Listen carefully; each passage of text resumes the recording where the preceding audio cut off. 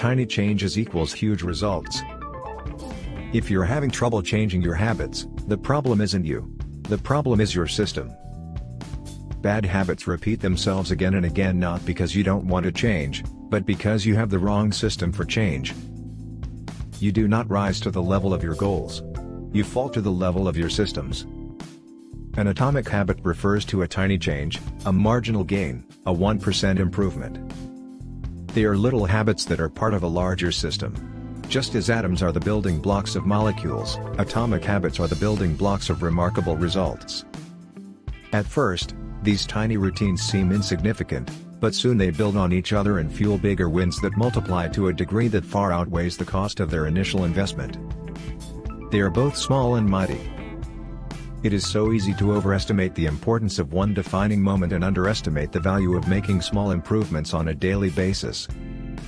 Too often, we convince ourselves that massive success requires massive action.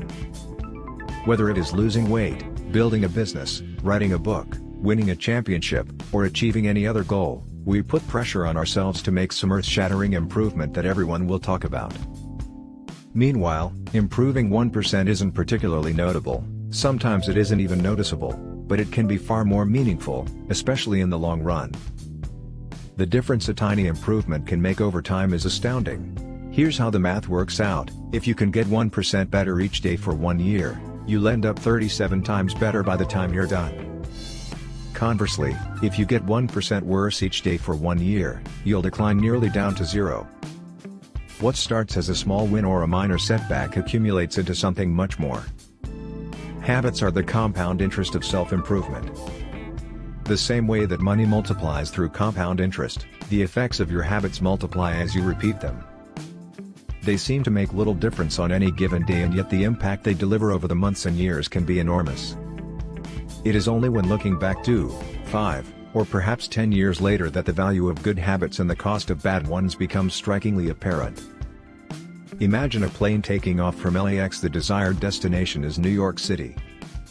But if the nose of the plane is pointed just 3.5 degrees south and the pilots don't correct for it, they'll land in Washington, D.C., rather than NYC. 90 inches off at the start equals hundreds of miles off at the end. Again, little things matter a lot. One very important thing to remember: compounding is magic. Although we'll never be perfect, to see the benefits we need to make sure we don't give back our gains. If you find yourself struggling to build a good habit or break a bad one, it is not because you have lost your ability to improve. It is often because you have not yet crossed the plateau of latent potential. Complaining about not achieving success despite working hard is like complaining about an ice cube not melting when you heated it from 25 to 31 degrees.